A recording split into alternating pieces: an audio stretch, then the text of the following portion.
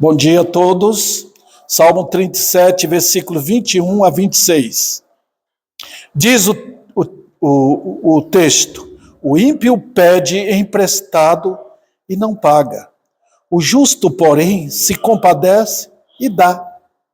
Aqueles a quem o Senhor abençoa possuirão a terra, e serão exterminados aqueles a quem amaldiçoa. O Senhor firma os passos do homem bom, e no seu caminho se compraz. Se cair, não ficará prostrado, porque o Senhor o segura pela mão. Fui moço e agora sou velho, porém jamais vi o justo desamparado, nem a sua descendência a mendigar o pão. É sempre compassivo e empresta, e a sua descendência será uma bênção. Ok, pode assentar. O que eu tenho a dizer hoje para vocês no texto aqui? Obviamente, eu quero que vocês voltem de coração para o texto bíblico. Olha o que diz o Salmo. É assim que nós aprendemos, irmãos. É olhando o que Deus está falando. Hoje a gente fica muito focado no pregador, mas o pregador ele só é fiel se ele pregar no texto. Se ele estiver falando o que Deus está falando e não inventando coisa. Tem isso demais aí na internet. A pessoa levanta e começa a falar o que ele acha por bem. Pega um texto bíblico, isola e começa a falar o que convém a ele falar. Chama a atenção do povo. O povo gosta disso, mas não é Deus falando. Então é muito importante que ouçamos a voz de Deus através do pregador. Tá? E hoje eu quero mostrar para os irmãos essa parte. Aliás, eu já tinha entrado nesse texto na semana passada, eu só vou ampliar um pouco mais, estender um pouco mais desse assunto, que significa o que intitula aqui a diferença de prosperidade do justo e a prosperidade dos ímpios. Veja como Deus olha as coisas. Infelizmente, gente, nós estamos vivendo uma época em que nós olhamos a vida do nosso ponto de vista, do ponto de vista secular, tá? Do que o mundo pensa. E até a religião mundana pensa. E é perigoso isso para nós. Por quê? Porque é perigoso, irmãos. Vamos ver o que Deus fala. O que Deus pensa a respeito do seu povo? Nós já vimos, irmãos, ou vamos ver agora, o que é a prosperidade do justo? Quanto eles vivem aqui? Totalmente diferente. Tem justos ricos? Tem. Tem justos ricos. Mas escutem, a prosperidade que Deus fala dos justos não é segundo a prosperidade que o mundo pensa. Eu até estava conversando com a dona Vivi no carro, do que eu vejo na internet. Tem alguns caras que chegam para alguém que está vendendo sorvete, por exemplo, posso lhe ajudar? E ele tem dinheiro para dar, eu vou dar R$500 para você, para ajudar você. Então dá um abraço naquela pessoa, a pessoa chora. Tá? Meu ponto de vista, não é a forma de ajudar as pessoas. Você nunca ajuda as pessoas dando para ela o que elas querem. Estou devendo, tal. Não, a pessoa tem que trabalhar para erguer o que ela precisa, conquistar aquilo na base do esforço. Isso é chamado justiça. E é importante. Como aquelas pessoas que estão ajudando a adquirir tanto dinheiro, tem alguns chaves, 10 mil reais é seu para você, para lhe ajudar a começar. Está ajudando? Não. Porque tira os princípios de justiça. Deus não trabalha dessa maneira. O nosso Deus não opera desta forma, como o mundo pensa. Isso torna a sociedade mais dependente dos outros. E como esses elementos ficaram milionários para ajudar assim, dá 5 mil, dá 10 mil para o outro. Isso não cabe a mim julgar. Pode ser que a pessoa é muito rica. Mas nem os ricos fazem isso, gente. Como é que Deus trata com os crentes? Veja, irmãos, o que o texto diz. Olha, vamos ver agora as riquezas da graça dos justos e as necessidades dos ímpios. Vocês estão vendo o versículo 21 e 22? Veja o que diz. Observem bem o texto. O ímpio pede emprestado e não paga. O justo, porém, se compadece e dá. Agora veja a diferença entre o justo e o ímpio. O ímpio pede emprestado e não paga. Agora eu quero olhar o justo, porque diz aqui que ele compadece e dá. Se ele compadece e dá, é porque ele tem. Mas temos que ver o que é isso, o que significa dar. Como nós estamos lidando com Deus, esqueçamos coisas materiais. Porque quem é o doador de bênçãos e bênçãos e bênçãos materiais é Deus, irmãos. A terra inteira expressa, mostra, ensina que Deus é bondoso. Tem tudo na mesa dele. Tudo que os homens precisam. Você vai no supermercado, você vê lá tudo. Carne, fruta, verdura, legumes, cereais. Tudo que precisa da pecuária e da agricultura está ali à disposição. Para quê? O supermercado não vai dar. Vai vender. E é justo isso? É. Mas ali está uma exposição de um Deus que é justo. Mas quanto ao justo, quanto aos crentes em Cristo, eles mostram o tipo de vida de um ângulo diferente. Os ímpios têm uma vida necessitada. Os irmãos podem ver aí. Eles sempre vão passar necessidade. Mas o que eles têm, irmãos, agora, que você tem mais. Logo é dissipado. Não tem.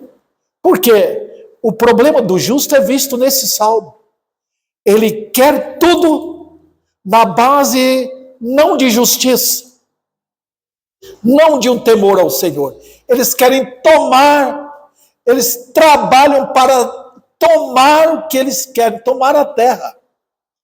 Foi isso que o Senhor condenou quando ele ensinou os discípulos.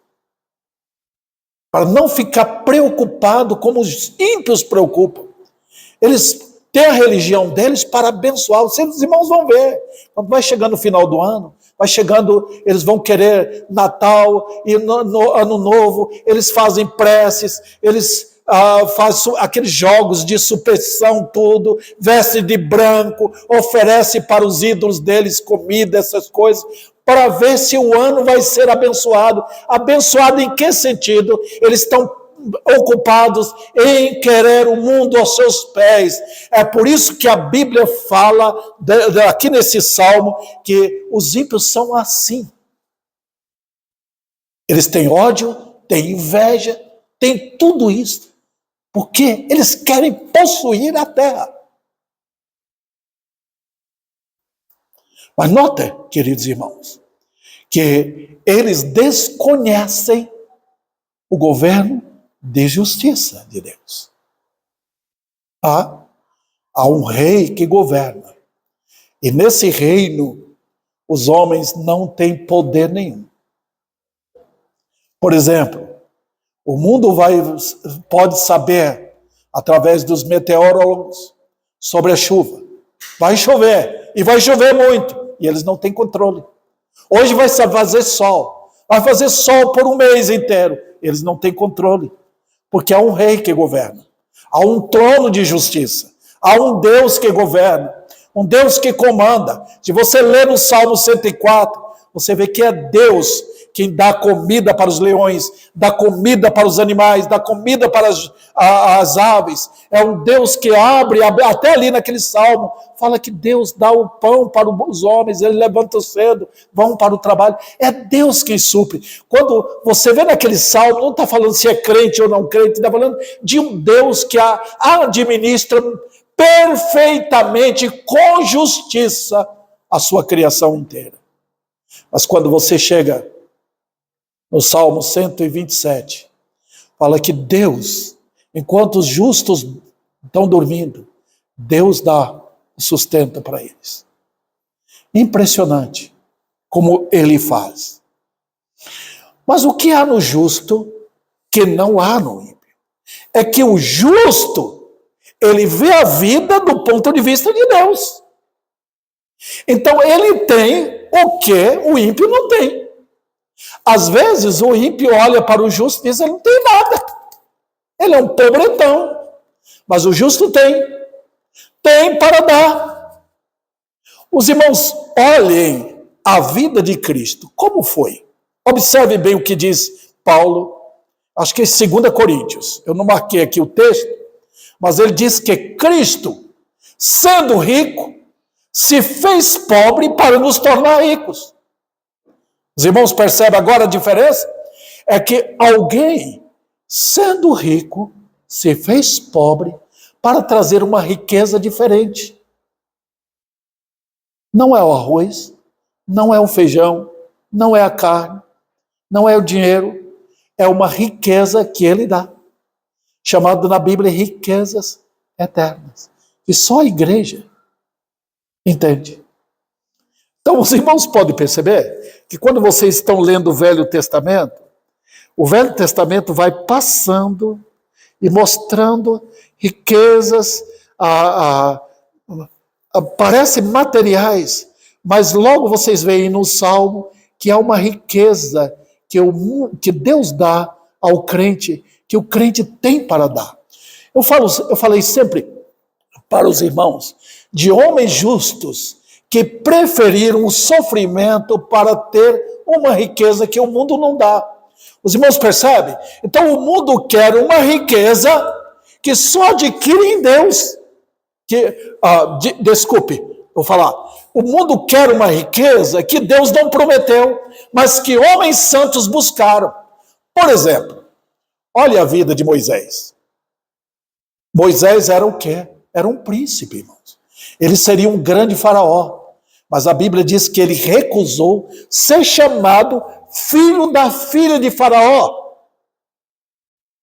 Ele seria vamos dizer, um homem de renome mundial. Mas ele não quis. Diz a Bíblia que ele preferiu sofrer com o povo de Deus. Isso aqui é riqueza. Por qual motivo? A Bíblia diz que ele contemplava o galardão. Ele olhava não para a terra, ele olhava não para as mãos materiais, para receber bênçãos materiais. Ele não estava olhando o cheque, ele não estava olhando a fazenda, ele não estava olhando o súdito, ele não estava olhando posições. Ele queria o galardão celestial. Então ele preferiu sofrer. E isso aí é riqueza. Está vendo aqui, irmãos? Observe também na vida de Davi, quando Deus o chamou para ser rei. Observe o pensamento de Davi. Ser rei significava luxo. Saul, quando foi elevado à posição de rei, logo percebeu a visão, o desejo, a soberba que ele tinha, que ele queria passar para os filhos. Ele queria o reinado para si, ele queria dominar o povo, ele queria, vamos dizer assim, passar por cima da divindade, ele queria ser dono. Deus recusou e mostrou Davi. O que Davi queria? Ele podia matar Saul, teve 2 oportunidades que ele teve de matar Saul e ocupar o trono. Foi assim que fizeram no reinado do norte. Aqueles homens queriam tomar o trono, matavam aquele que estava ali, ocupava, passava para os filhos dele. É assim que o mundo é. Tomar o poder, tomar posse, tomar as coisas, tomar o ouro, a prata, tomar todo mundo, fazer todo mundo escravo, criar uma divindade para si. Mas Davi não fez isso. Ele temia o Senhor. Ele queria um reino de justiça. Você pode olhar que perto da morte, você vê isso em 1 Crônicas, capítulo 28, capítulo 29. Davi está falando o quê? Eu pego tudo o que eu tenho, dou para a construção do templo. Meu ouro, minha prata, tudo. Aí ele, naquele espírito, ele incentiva o povo de Israel a dar de coração. Depois ele volta em tributo a Deus. Ô Senhor, quem somos nós? Não damos nada. Tudo vem de ti. Mas aí ele fala que o Senhor quer uma expressão de adoração, de temor e de santidade e de consagração a Ele. Isso é dar, é ter para dar. Vamos voltar, irmãos, para a vida de quem? De Jó. Você pode notar a vida de Jó. Começa aquele livro com princípios que todos os homens crentes deveriam conhecer. Quem era Jó? Um homem temente, uma vida piedosa, um homem que se separava do mal, um homem rico, mas ele olhava a riqueza dele como proveniente de Deus, totalmente. Era um homem que levantava cedo para orar pelos filhos e pedir que o Senhor tivesse misericórdia dos filhos. Olha, irmãos, ali estava Satanás rodeando a vida de Jó, olhando com fúria para ele, como um leão devorador, querendo devorar, e olhando para ele, dizendo, eu vou acabar com esse homem.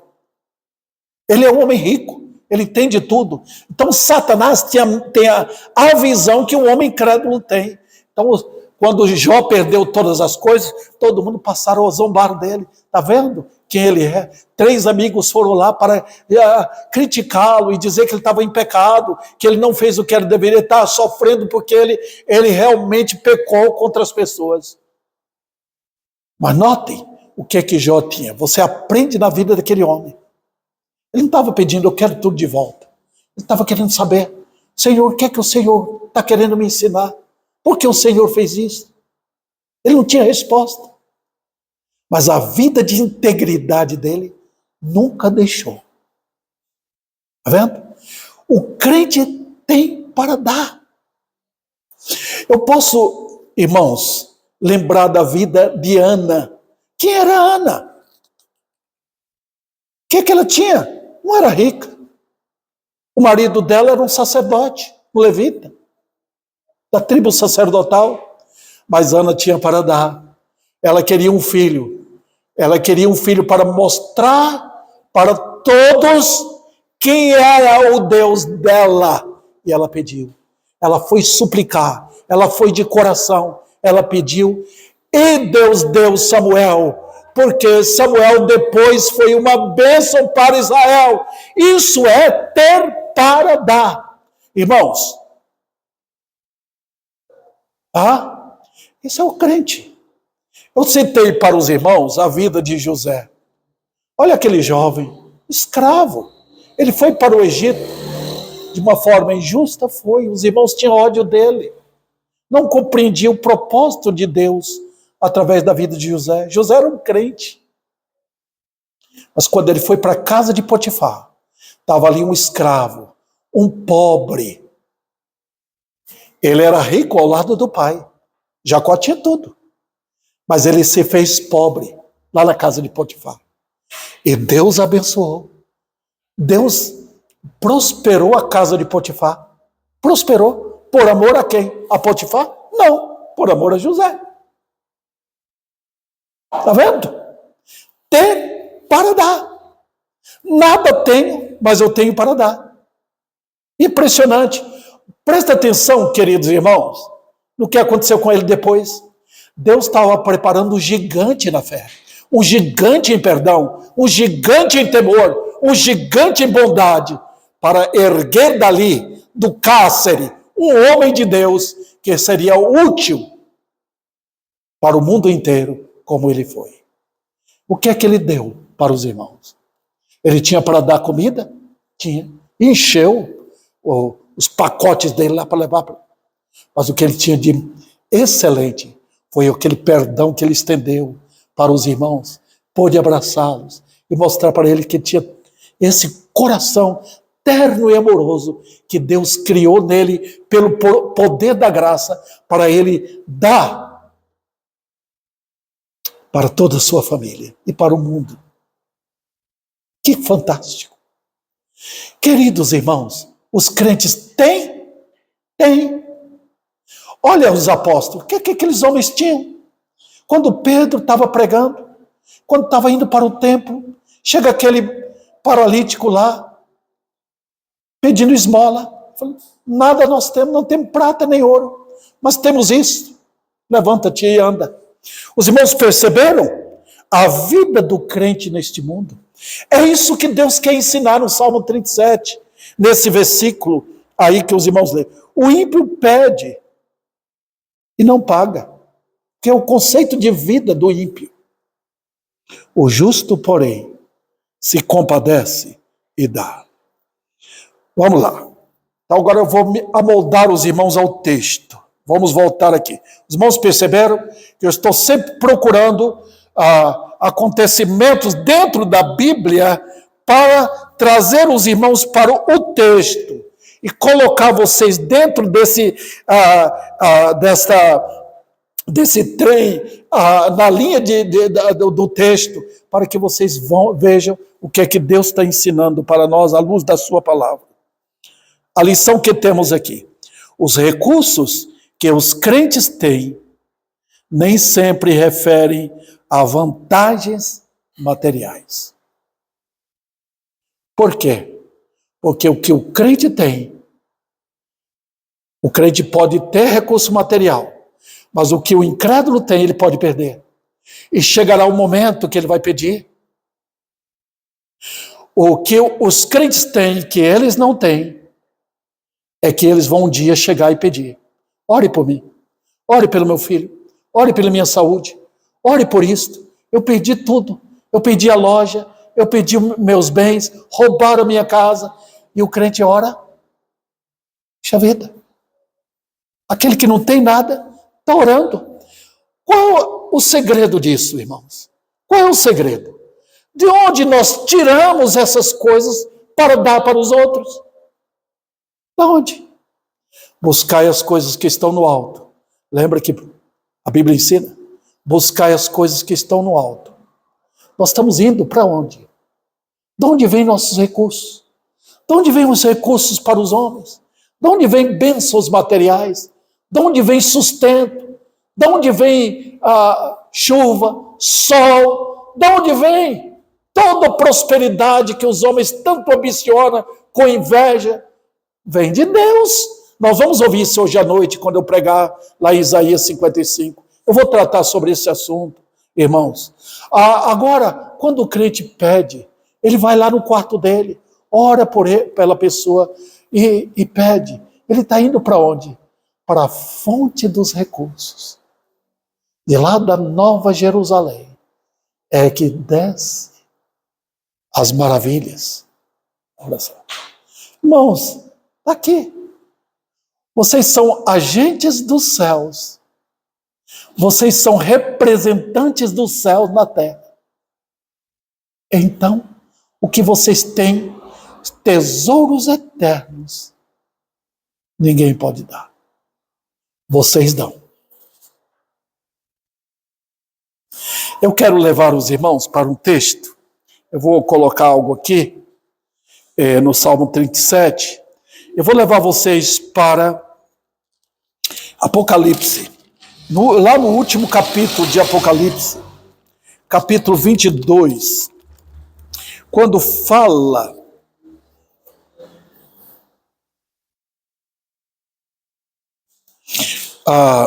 aí da Nova Jerusalém, capítulo 22.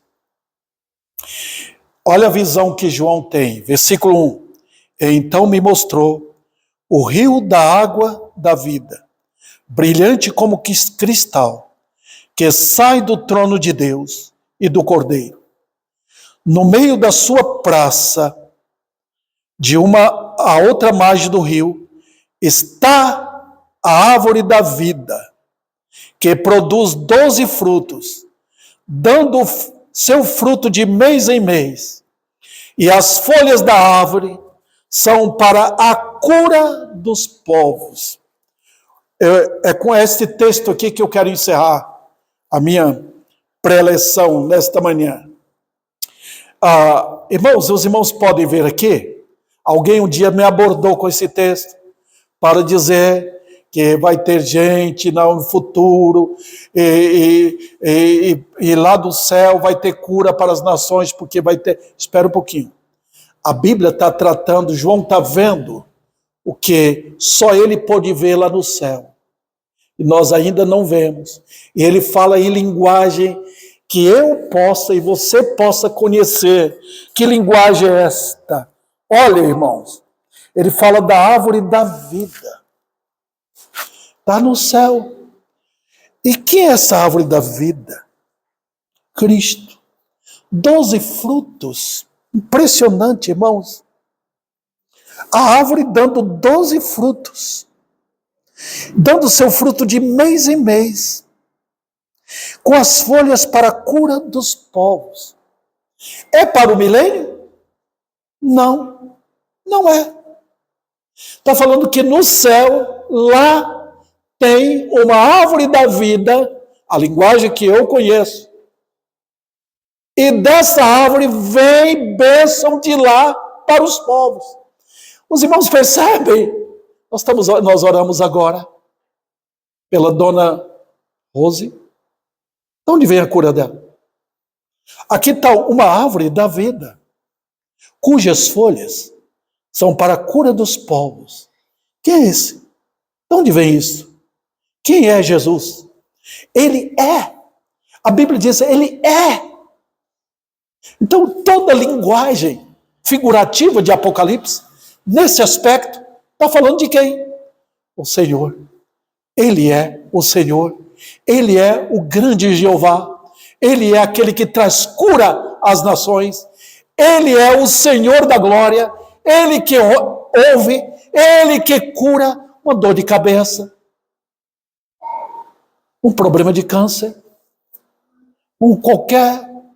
qualquer enfermidade que a pessoa tiver, ele faz do modo dele.